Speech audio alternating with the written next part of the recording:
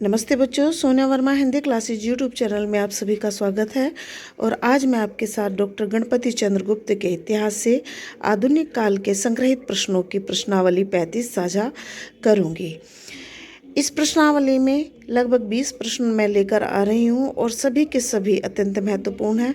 महत्वपूर्ण प्रश्नों पर मैंने महत्वपूर्ण का टैग अंकित कर दिया है। और कल मैंने डॉक्टर हजारी प्रसाद द्विवेदी के इतिहास से संग्रहित प्रश्नों की प्रश्नावली जारी की थी और उसकी वीडियो चैनल पर अपलोड है। तो आप सभी से ये गुजारिश है कि वह प्रश्नावली अत्यंत महत्वपूर्ण है और आप उस वीडियो को ज़रूर से देख लें। तो चलिए आज की वीडियो आरंभ करते हैं।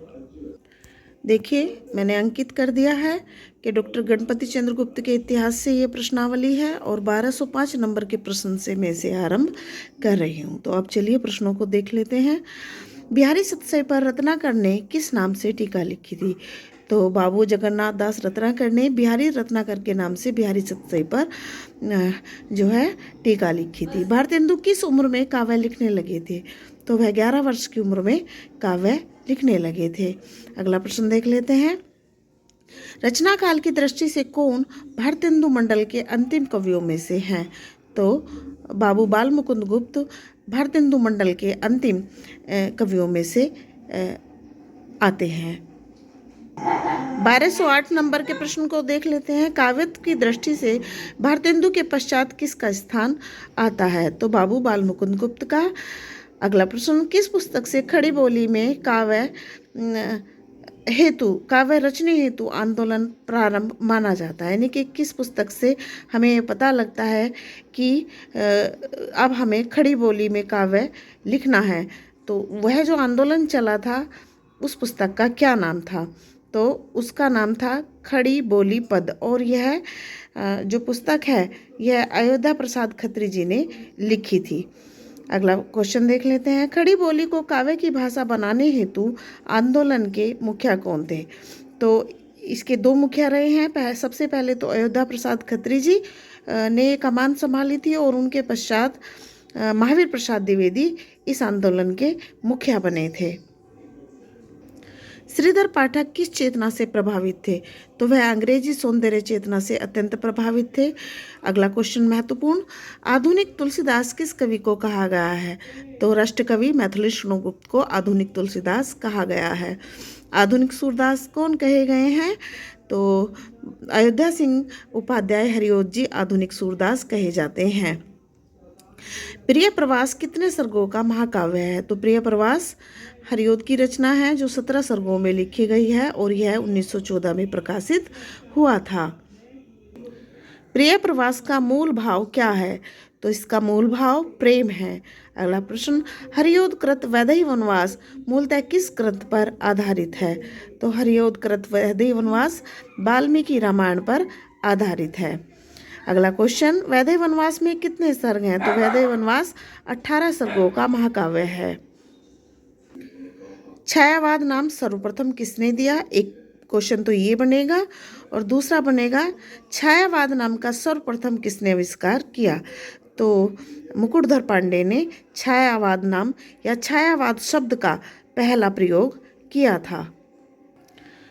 छायावाद पर सर्वप्रथम किसने व्यंग्यात्मक लेख लिखा? तो मुकुटधर पांडे ने। मुकुटधर पांडे ने छायावाद पर सर्वप्रथम कौन सा लेख लिखा? तो इस लेख का नाम था हिंदी में छायावाद। अगला प्रश्न देख लेते हैं। हिंदी में छायावाद यह लेख कब और किस पत्रिका में प्रकाशित हुआ था? तो यह लेख सन 1920 ईस्वी में श्री शारदा नामक पत्रिका में प्रकाशित हुआ था।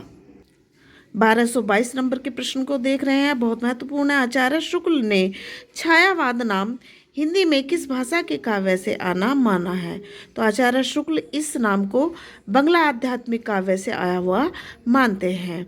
अगला प्रश्न, छायावाद नाम बंगला काव्य से आया है, इस बात का खंडन किसने किया? तो आचार्य हजारी प्रसाद द्विवेदी ने इस बात का खंडन किया कि छायावाद शब्द बंगला काव्य से आया है। आचार्य शुक्ल ने छायावाद का प्रवर्तक किसे माना है? तो आचार्य शुक्ल ने मैथिली गुप्त और मुकुटधर पांडे को छायावाद के आरंभिक प्रवर्तकों के रूप में माना है। मुख्यतः छायावाद के प्रवर्तक कौन माने जाते हैं? तो बाबू जयशंकर प्रसाद छायावाद के प्रवर्तक माने जाते हैं। खड़ी बोली पद पुस्तक के लेखक कौन है? तो इस पुस्तक के लेखक अयोध्या प्रसाद खत्री जी हैं।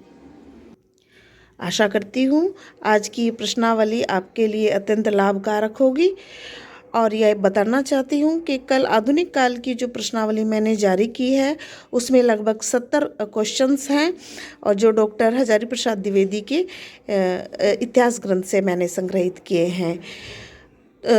वह पूरी की पूरी जो प्रश्नावली है उसमें मैंने उसका एक ही भाग मैंने जारी किया है, क्योंकि 70 क्वेश्चंस डॉक्टर द्विवेदी के इतिहास ग्रंथ से मैंने संग्रहित किए थे। यह प्रश्नावली मैं समय अभाव के कारण केवल 20 क्वेश्चनों के ही बना रही हूँ और ऐसे ही नवीन प्रश्नों से युक्त प्रश्नावली में कल फिर मैं आपके साथ हाजिर होंगी और आपसे रूबरू होंगी। तब तक के लिए नमस्ते, धन्यवाद।